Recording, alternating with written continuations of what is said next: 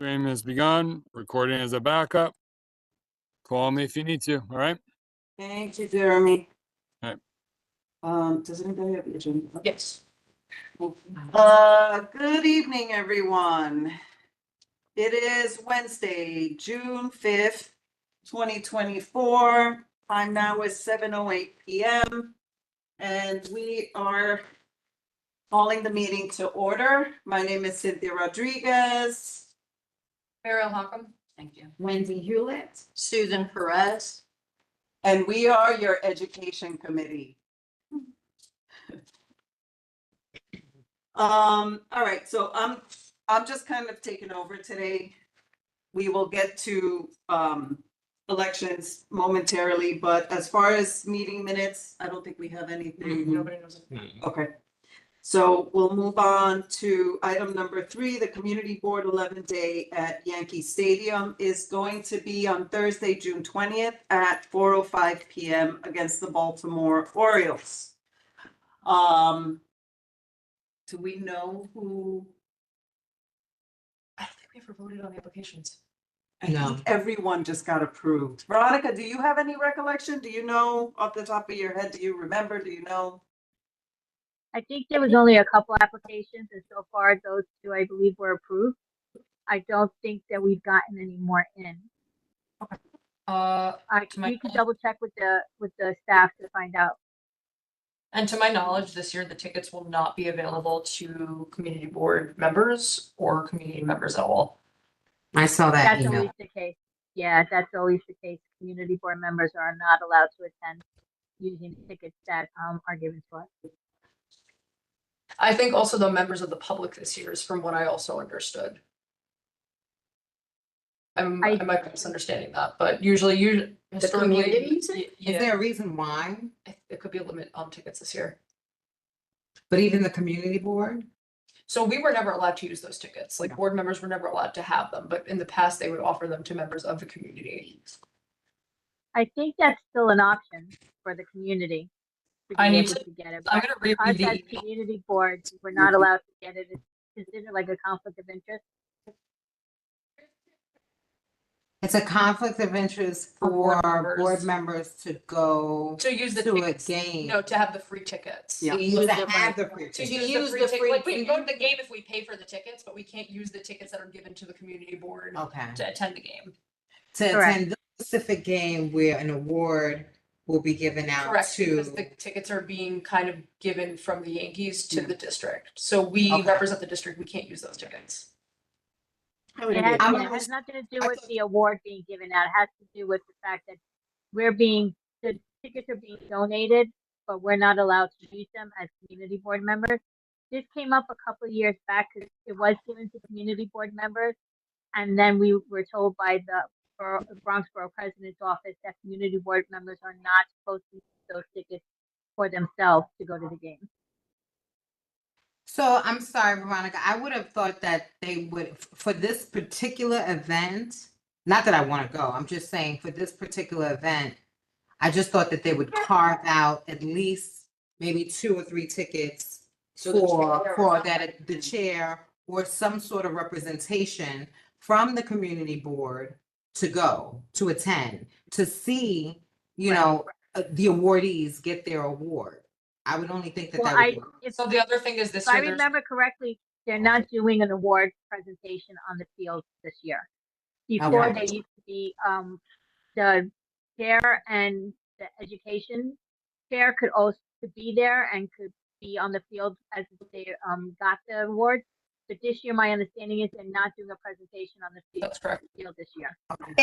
I went to a Yankee game for public schools last week, and they were not on the field. It was raining to begin with, but all the superintendents and then in every district, like a student from my school, she's an 8th grader, she's been accepted into Bronx Science, so she was acknowledged and awarded. But it was all through the screen. You never saw their physical bodies. They were somewhere Yeah, in the it used, building. I received a Yankee award a few years ago, and yeah, they used to let you on the field. for Right. it, But they don't do that anymore. That day, Right. they didn't do it. In general, I don't think they're, I think. it's I new think they're practice. trying to protect the field also. Okay, so unfortunately, the Yankees will not be conducting an on-the-field photo opportunity this year. As a result, CB11 board members, staff, and their family members are prohibited from attending the game using complimentary tickets. So it could very simply just be because they're not doing that, like it, for that specific reason that they're not doing the on-field award. That's why. Because at that point, if they're not being honored, like why would we be using tickets to go? No, that's fine, just. Yeah, it's kind of anticlimactic, I guess.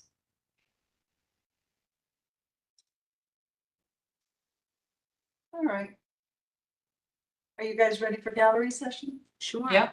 All right, so we are ready to have our gallery session. I'm not sure if anyone has signed up to speak. But if anyone online would like to ask a question, comment. Also, as a point of clarification, Jeremy's email, board members, all 5 of our nominees have received the award. So Oh, that very takes care of good. that. Congratulations. Kay, is there something you'd like to discuss with us tonight? Actually, I'm sorry, I have the flu. It's hard to hear me. Oh. I just wanted to catch up on, what's going on. But yeah, I did have one question. With the new proposals for projects in our area, like the Metro North thing, is there anything happening on the horizon for new schools or expanding the schools that we already have to accommodate not only the children we already have, but the proposed children that will be here with these new developments? I don't think I don't think that I would don't have think been we've had discussed. any, Yeah. it was brought up at the public hearing, but in terms of anything substantial or like any plans or anything like that, not to our knowledge. Oh, all right. Thank you so much. Thank you, Kay. Feel better. Feel better. Larry, do you have anything you'd like to discuss with us? No, I have no questions. Thanks. Thank you. Miguel, anything from you? I'm good. Thank you. All right, so moving on, let's see. Motions. So right now we have no chair and no co-chair. Correct. So I think this might be a good opportunity to discuss that unless you want to wait until September when we have more people on the board. I don't know what your thoughts are. September? I'm inclined to agree. Me too. All right, do we need to make a motion for that? Veronica, any thoughts? No, you don't have to make a motion. I would, in the meantime, talk to each other, see what you want to do. If there's anyone in particular that wants to become the chair, you speak to the rest of the committee. The newer people coming on, they should also have a say in it. So that's fine if you want to wait until September. But you guys have the experience so far, so this is just my suggestion that maybe one of you could be chair, and if you want to make one of the newer members a co-chair, that's fine. But that's totally up to you. That's just my suggestion. Any discussion? And we haven't gotten any notice yet, as far as I'm aware of any of the new members coming onto the board. And the new members wouldn't be eligible. No. right. Actually, to chair the committee, they would be. Yeah, and I think the limitation is on becoming an officer position. I don't think it has to do with the chairs of the committee. Well, unless they had, That's correct. certain expertise I'm in inclined educate, to push back. So not necessarily push back against that, but in thinking about it, I think it's most helpful for people to come into something when there's a structure. So like I think having a chair is important so that there is a structure, so that, even if they have that level of expertise, there are, I guess, like guardrails on how historically things have been done. And obviously, if a new chair comes in and, has a different vision, then we'll honor that vision within the confines of the bylaws. But I do think that it's important, like I'm thinking about myself, like, if I had been appointed to a committee that did not have a chair and we're deciding the chair, I would feel really concerned and confused. So I think it might be worth even in the interim, maybe, I know initially I was like, it's fine until September, but when I'm thinking about it, I think coming into something with no express leadership can be a little, not off-putting necessarily, but concerning or confusing to new people. So I think it might be helpful for them especially, and obviously for us, you know, things come up throughout the summer that we need to stay on top of. So I think it might be beneficial to actually maybe have this discussion and see what we want to do with that. Discussion now or during the summer? I would say now, because the new board members come in over the summer and then we start meetings immediately. In all honesty, I agree with Mary. I was hoping that the committees that didn't have any chairs would actually make a decision on the chair. It doesn't necessarily have to be a co-chair, but even an acting chair or something along the lines, so there's some kind of leadership. And when the new people come in, if you want to appoint, if you want to have a vote again for somebody else, that's fine. But I think the committee should always have a chair because somebody should be leading the committee.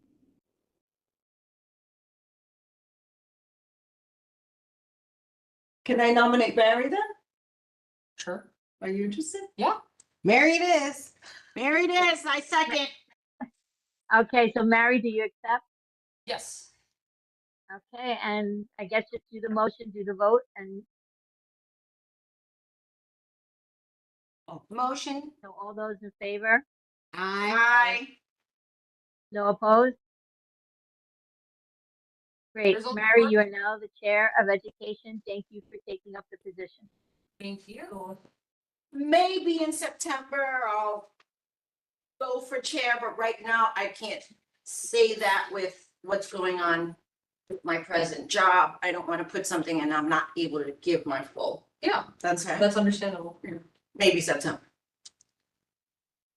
Don't look at me and smile.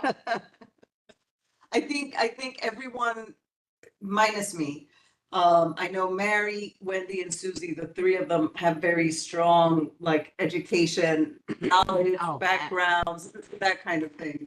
You know, I'm just a parent of a kid who's, you know. Oh, stop. That's influential. That's influential. Yeah, but it's different because like I've had to deal with one child in the Catholic school system, one child with an IEP, and it's like the whole thing is just overwhelming.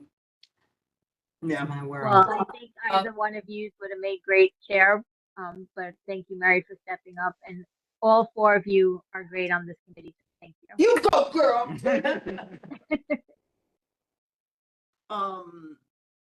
One thing I've been thinking about in terms of, I guess, old business is, Wendy, you've discussed in the past, a sort of needs assessment, getting data, you know, from DOE, reaching out to people to get information. I think that come September, that might be something we really kind of, Yeah. We spent some time, sorry, I don't need to know, but. Yeah. Spend some time maybe setting, I feel like a lot of what we do is very ad hoc on this committee. And I think we should maybe spend some time setting maybe some strategic vision for how we would like this committee to function. Historically, you know, I think it's important to recognize all the schools that are within our district. And I would like to see emphasis on public schools in particular. Because there are some very valuable pipelines that can be built out, like in very, you know, public-private partnerships. And to Wendy's point, that does rely very heavily on collecting what data we have in the first place. So it's. Yeah, I think we need to see bodies at the table, right? Especially District 75. I think we need to understand the Board of Ed. There are many different departments.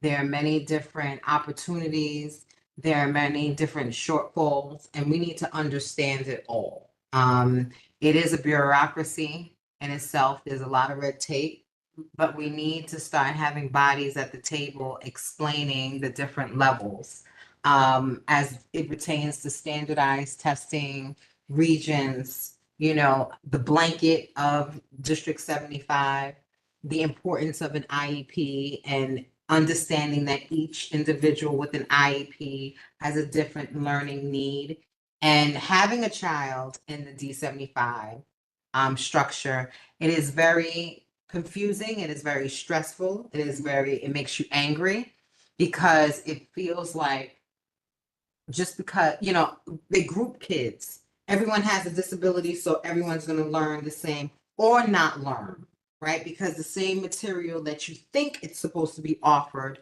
to these individuals are not. And grades are inflated. So we need to go there, right? And really have bodies at the table and ask these questions and hold them accountable. Right now, no one is being held accountable, and we have a District 11 in our district. The other piece I want to piggyback onto that is also, like, we talked a little bit about IEPs, and a lot of you, I think all of you know, like, IEPs are not just for district. I was an IEP student.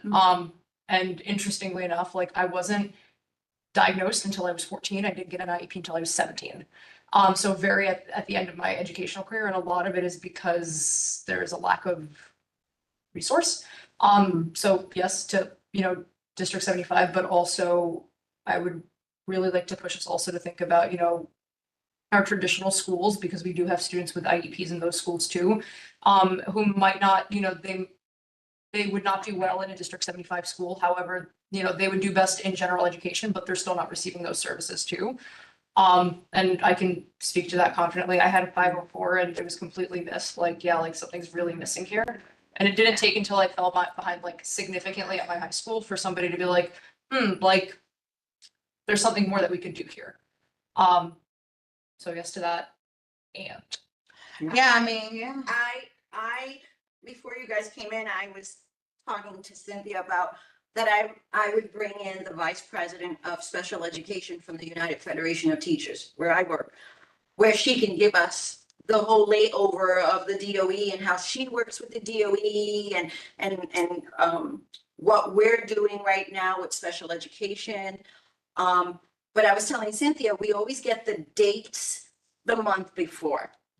I need to set a date a few months ahead of time because her schedule is so crazy. So we may come in September and I may ask, can we schedule something for November with her schedule? Because we're already working on next year's calendar. And then I know Phyllis was trying to get Christine Vaughn from District 11 in. I am actually going to see her next Friday, the 14th, because we're having an end of the year thing for my union reps. And I'm doing it with District 11 because I'm District 12. So Vaughn is going to be there. So I will push it in her ear and say, I'm going to bother you come September, October to have you come in and maybe the day that she does it, we can have our meeting at a school. And push that out so that people can come to the school, right? Yeah, it's important. I mean, my son was misdiagnosed for the first part of his life, until the age of 7. And still, I think there's a missing component, like there's a there. And so, we just need to get a handle. Our kids are suffering. And, middle school is when everything changes and we just need to hone in. And also we need to bring resources to the table because a lot of parents don't know. And, some of our communities don't share. And so we need to be that vessel of resources so that we can put these resources out and have workshops and have fairs and invite parents and connect with schools, not just, sorry to say, the schools in the Morris Park area, but there's an extension of CB11 and we need to hit those schools like PS 121. I went to PS 121 and it's changed since I went there, right? 144, all of them have changed. They're now is now broken up to 3 schools. So it's like, 122 is 3 schools. how do you get a handle on that? We have to understand what's going on in the educational system better than what we understand right now. I think it might be worthwhile then to at some point hold a roundtable with the principals and maybe assistant principals of each of those schools. Absolutely. For a combination of reasons, and one of them being that, there might be specific needs that we can advocate for that are not coming to light because they're using only the DOE channels, and there are certain levers that we can pull that they might not know of, or they just not have the time to reach us. So I think maybe a roundtable discussion with school leadership across all the schools within CB11, and there are a lot of schools, so we might have to segment it into different, different months or a whole, I don't want to advocate. Or like schools. K, we may have like to K through schedule 8. this ahead of time because of everybody's schedule, Yeah. especially principal. To my knowledge, committees can still opt to meet over the summer. It's just, Yeah. Yeah, we can. so maybe summer is a good opportunity because principals, their schedules are also significantly lighter over the summer. Before the school year starts, a lot of it is. A lot of them, principals are 12 years. They're 12 years. They're They're 12 months. So they're probably in a school. They're in a school Yeah. and, even if they're not there, all 5 days a week, they'll be around at some point. And I think that summer is a better opportunity for them because they're not running around after, Mhm. teachers and 400 students. So it might be worthwhile to start developing the questions that we want to ask. That's an idea. And then spend some time, engaging, getting a list of those principals and start our outreach so that we can maybe schedule a few meetings over the course of, the rest of this month, which is not feasible, but we can try. July and August. So that, we have information for the new coming year as well. I need a painting party to paint my second floor apartment so we can do the questions at the same time that we're painting. Love it. I'm kidding. I am not painting my second floor apartment. Someone is. But I wanted, you said something earlier, Mary, and then you were talking about District 75. In my District 12 school district, not community district, my superintendent, we have, I don't know if you've heard of Ames, Horizon and Nest programs. I know. Yeah. So I already have 4 classes in my 32 schools. There's 4 classes in the schools. And now they're adding the second grade, the grade after, because they're different. And they're doing all this training because rather than having our kids bust out of our district to go to a District 75 school in another district, they're trying to have these programs within our own community schools so that the kids within the community don't have to travel so far. So I know that's what District 12 is, and I'm sure talking to Dana, who is the District 11 rep, she says she has them in District 11. I just don't know what schools, which I can have that, find out on that. Yeah. But I've never seen the Ames, the Nest, or the Horizon program, so I've been going into the schools trying to see. It's just in different schools. Yeah, I mean, I would like to see more connection with trade programs. Property Smith. Just a lot of the stuff, a lot of the nuances we need to better get a handle. One of the things that I would also be interested in this committee doing in the future, is a little more, I guess, resources in terms of high school selection process, which is incredibly confusing. I know myself, my parents were not able to help me much because they did not go to school here. So I did not understand what the different, like some schools are humanities focused, some schools are math and science focused. What does that mean for college? What are CTE programs? A lot of students are picking schools based on like, oh, that's a cool name. And then just randomly putting it on a list, and they might be enrolling in a CTE program with no idea what a credential even is. It doesn't have to be, full depth of, this is a credential and this is how you stack them and this is how you get a job in the future, but some kind of exposure, into what, different disciplines are within your education, how to think about that and how to use that information to kind of make informed decisions on what schools you're applying to, I think is also really important. And I know we don't have a zoned high school within our district. However, there are, several schools within the area. Columbus. Is not zoned. Oh, that's right. But, also going the difference between screened versus unscreened. So maybe, recruiting either current high school students, students that, live in the area that, went to different New York City high schools, and some either teachers or, school leadership from different high schools that can talk about, like, I'm here to represent screen schools. This is what I had to do to get into a screen school. I went to a school that focused on humanities. What that means is I went to a school that focused on humanities, and it was screened. So our process was all of our courses, for example, were Socratic seminar based, including our math classes. All of our classes were seminars. Screen schools, obviously, we talk a little bit about that. Somebody could talk about the different areas so that, you know, students can start really envisioning what their courses might look like and make informed decisions based on that too.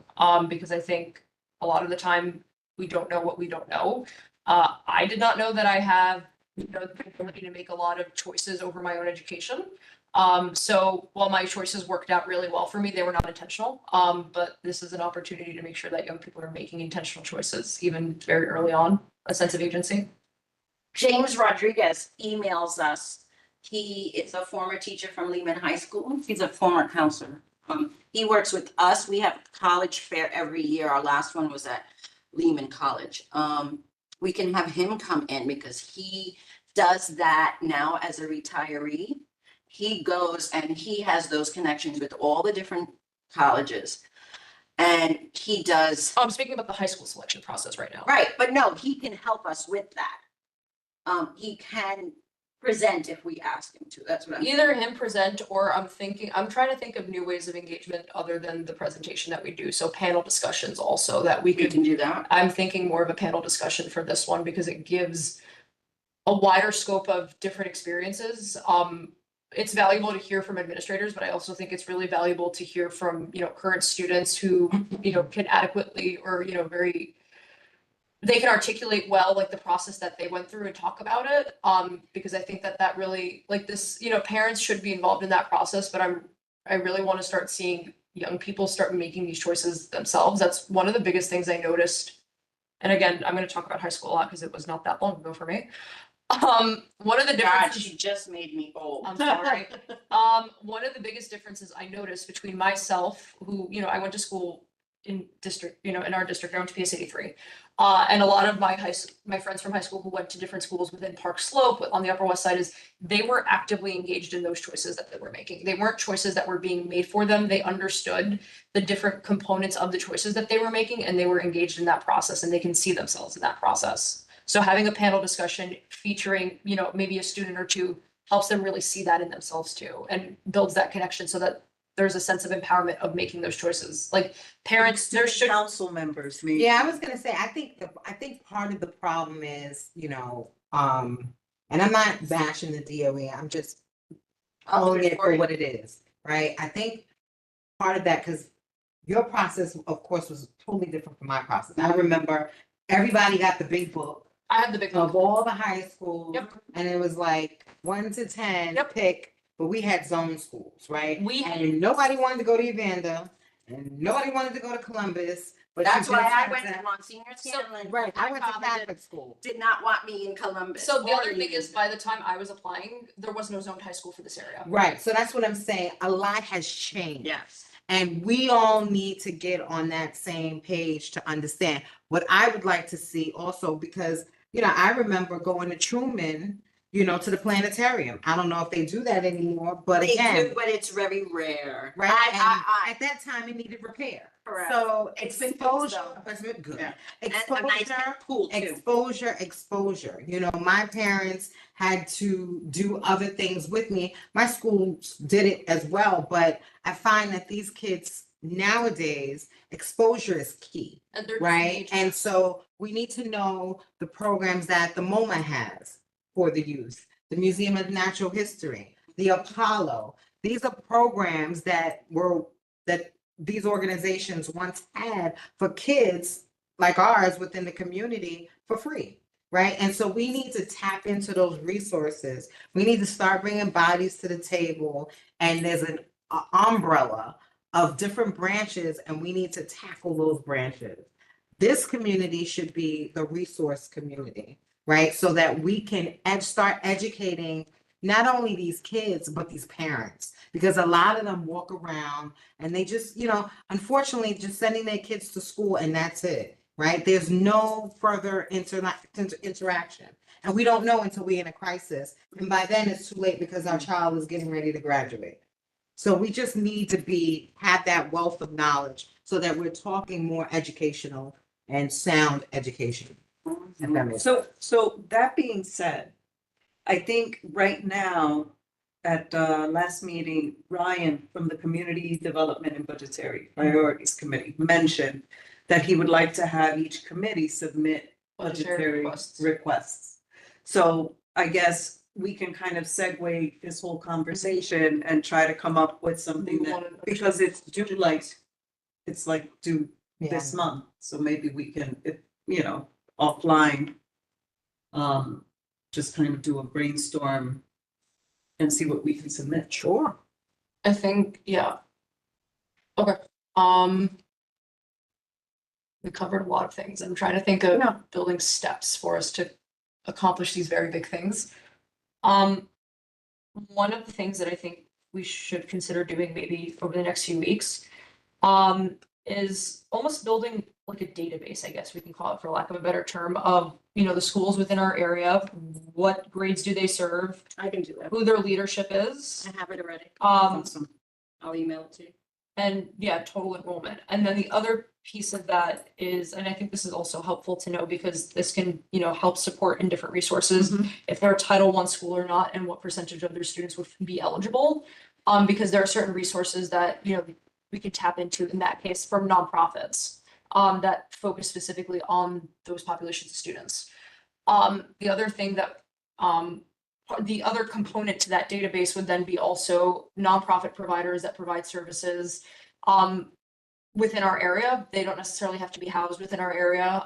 There are also some citywide that students would have to commute to, and that might be more appropriate for high school students. Like I know the Henry Street Settlement is an excellent one that my sister did. And, you know, by the time that the students complete the program, they give them like a $500 semester stipend too. When Now they that's start something college. I'm interested in, the nonprofits. So I think it's twofold, like, you know, in an Excel sheet, one list is just the schools, the grades that they serve, who their leadership is. And then the other piece of it is going to be nonprofit or, you know, any kind of service provider that will either serve our area or exists in our area, so that we can start having conversations with them about The how we might community-based find. organizations that are already in the schools. CBOs. Yeah, we can find out. So the CBOs and then, yeah, I mean, I know expanded schools, they kind of touch different areas within the city, but having conversations with them maybe to consider branching into our district. Because there are nonprofits that, you know, they touch certain areas, and they're looking to grow, and we might be able to encourage them to look here. And then also the ones that are not doing good, right? The ones that are, you know, I hate to put it out there, but the ones that are failing our kids. Like we need to be able to know those nonprofits that are in our community or that are supposedly servicing our kids that are not, or that, you know, for lack thereof, are not doing what they're supposed to do. It can't be all, you know, nice. It's gonna get ugly, right? We have to be able to call a spade a spade. So I would like to see that as well. So presently, I don't know if you are aware that the city has to reduce class size by Yes. 2026, I think, 2026. November 27. 20% every year, right? So all the schools right now are working on reducing that number. So some schools will still have the original numbers, but they are working on bringing them down. And that's where it comes to what Mary was talking about earlier. I know 108 has that addition, but I think in one of our prior meetings, we were talking about, we need another middle school within the neighborhood, right? Even though 83 got an addition, that's where all the little ones are in the addition and the middle school's in the bigger building. But Only the addition with the middle school, yeah, because of the classroom size reduction. classroom size. So that's another conversation to have. Questions that we can work with to administration. How are you doing it? I know us as the union, we're saying, well, if you had, the schools are so short-staffed, if you had the staff, would you be able to lower the class size and still have the space? And they're all saying pretty much yes, but no staff. So it's more, I'm just thinking of questions, like you said, we can start working on. Yeah, because that kind of brings Kay's point, right? It's the discussion of, you know, City of Yes, Metro North, additional housing, additional kids, right? So if you're trying to reduce classroom sizes and now all of a sudden you're inviting all these different families, how does that look, right? What is the, and let's be honest, you know, a lot of teachers are kind of coming out of teaching because of many different reasons. within the school system. Yep. So that has to be discussed, right? And, and I'm gonna put it out there. One of my pet peeves is that I feel a lot of the teachers that are coming out of college, they're not ready. Nope. They're not ready where they lack experience. And I almost feel like if a doctor has to go through so many years of residency, then a teacher in the making should, right? Because they need to understand how to gravitate to certain kids, right? Mhm. Not just using what was learned in college, the textbook of They it don't all, get that much. but they need to get that one-on-one experience. Because let's be clear, a lot of new teachers come into our communities to teach our kids, but they've never been around kids like ours. So they don't know the niche. They don't know how to. Well, I can tell you Um, conversations I've had. So that's an issue. One of the things that we might want to look into then, and, we can only kind of be a guiding hand in this. We have, there's very little that we can, practically do in this sense, but, one great way of, having new teachers reach, students, like our population of students, and also increase capacity to some degree is through expanding, student teaching partnerships and networks with like colleges that place, their students for student teaching. Typically, student teaching is usually assigned based on where the student resides. I know I throughout 83 had every now and then a student teacher, and they all lived in the area. They went to, I know most commonly Iona, but I know that there are a variety of schools with very high education student enrollments. Hunter is a great option. I can't speak to this thoroughly because I don't know what this looks like. I know that we have, where I work, education is one of our largest majors as well. So student teaching builds capacity for schools temporarily because there's an extra set of eyes with students, but also really helps prepare young teachers with that exposure that they need to different populations of students as well. And that's a conversation that we can have with principals. What do you need in order to increase your capacity, and what can we do to support you in increasing that capacity?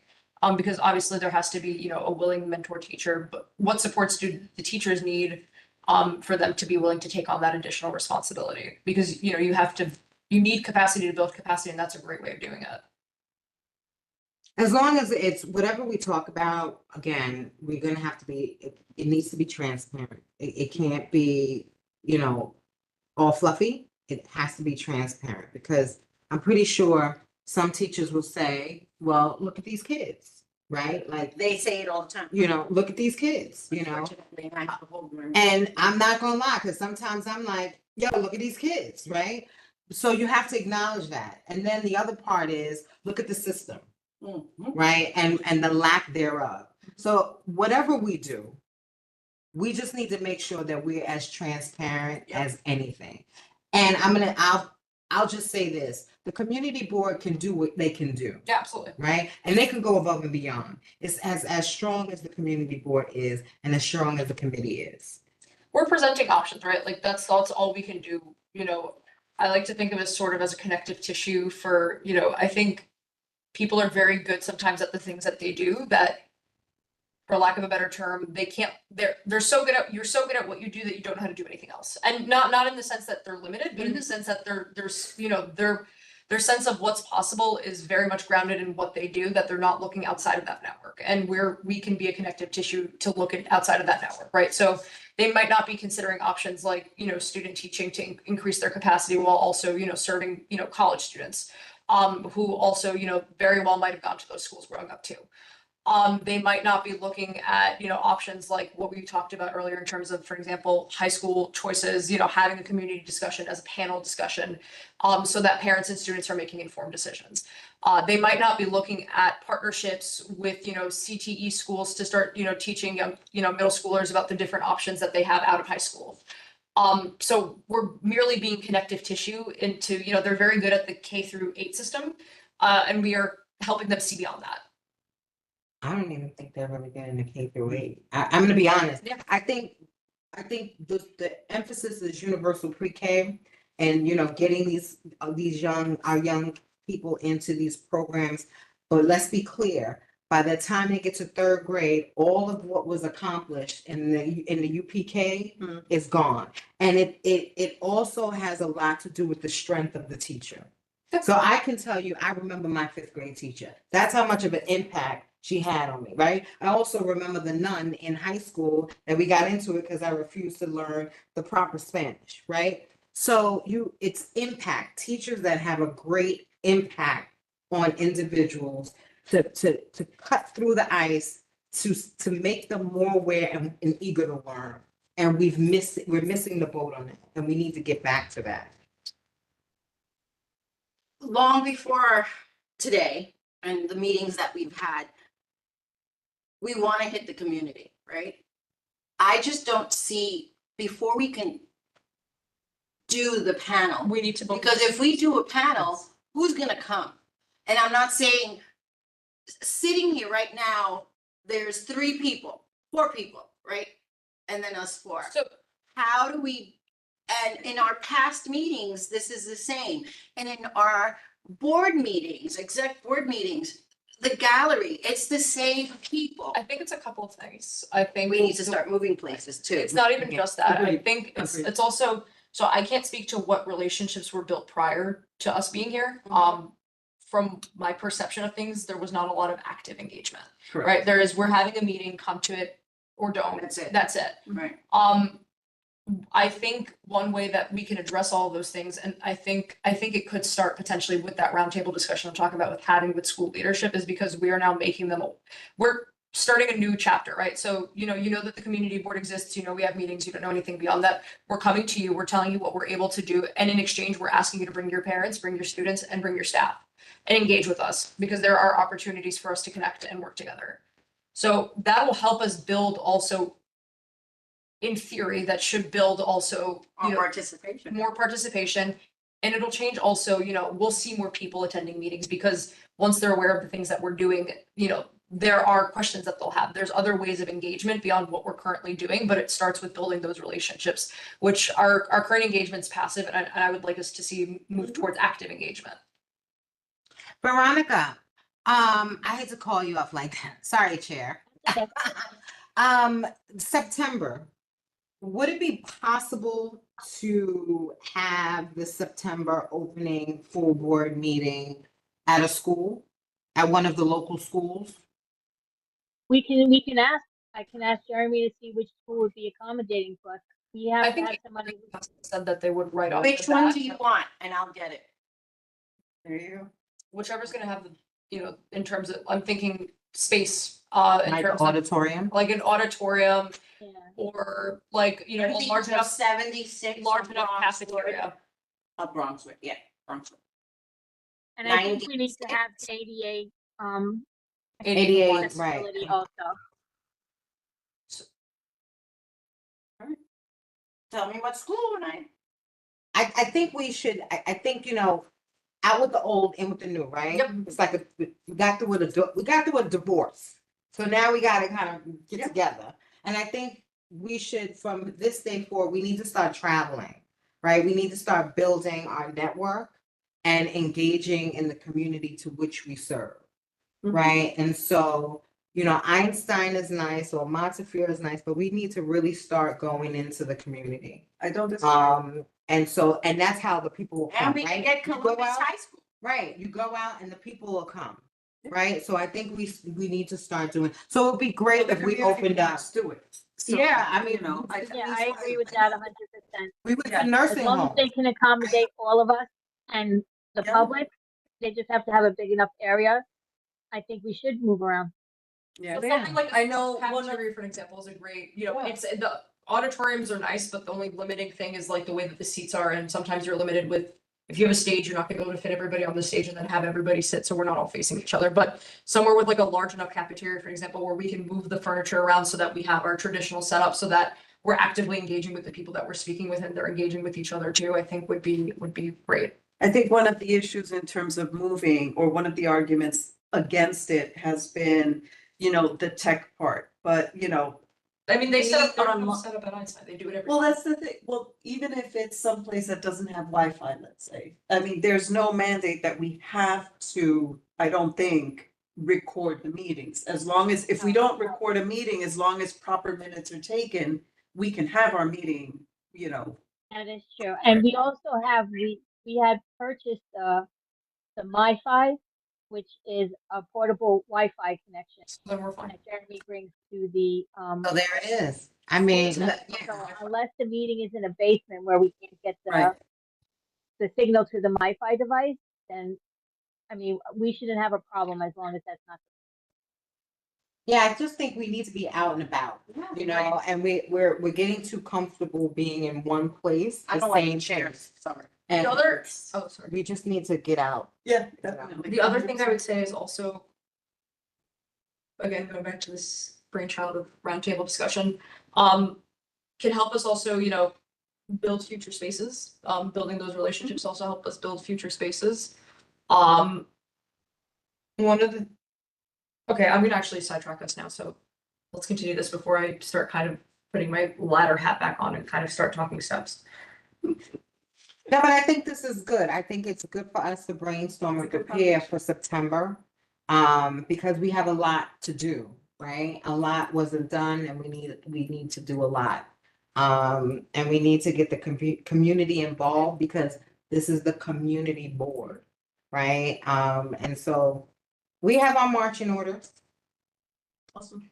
So why don't we talk, so I know you said that you have a list of all the schools and things like that. I can email it to you. That would be great, because then what I would like to do is I would like to start outreach to start, you know, just setting expectations to school leadership, like, you know, we are the education committee, we'd like to talk to you about, you know, different things we want to hear from you. That way we can start. With your principal, Brandon? Yes. So that way we can start scheduling things out over the coming weeks. So I would theoretically, by the end of this week, I would like to have an email sent out to them so that we can start trying to schedule things so that we can move on this quickly. Beautiful. Miguel. Miguel, hi. I was gonna wait till the end, but I just wanted to let you guys know that I feel like I just sat through a master class. I have learned so much just from sitting here this few minutes. And Susie, I'm the one that makes the jokes, okay? Competition, no competition. You said the same thing to me the first day we met. Oh, I did. thank you, Miguel. Can I send it to you in the morning? You can send it to me whenever you want. Just like soon. Because I didn't sleep last No, night, no, go so to bed. my plan is to be in bed by 8:30, 9 o'clock. Yes, All right, so, yes, that's fine. so Mary, as chair, you have the agenda? Okay, so we talked, okay, so we kind of jumped into a little bit of new business. Do we have any old business? No, I don't think, no. Okay, and we've gone through our motions. Are there any other motions that we'd like to make today? Any ideas that anybody? No. No. Okay. Did anybody else want to speak that maybe did not have an opportunity to, or has a new thought that they'd like to share? Because if that's not the case, then I think we are ready to adjourn. All right. Okay, it is now 7:56 and I would like to make a motion to adjourn. I second. Okay, seconded by Susie, and we are. Have a Good good night, night, everybody. everyone. Good night, Thank you all. everyone. At Bye. 8:30, when This you was a look at great meeting. 8:30. Thank you so much. Thank you. Have a Veronica, great and when you safe look night. at 8:30, I am gonna be under my covers, okay? Just letting you know. Okay. It's our good time tonight. Have a good rest. Thank you. Oh, I need Good night, it. everyone. Night, Bye. everyone.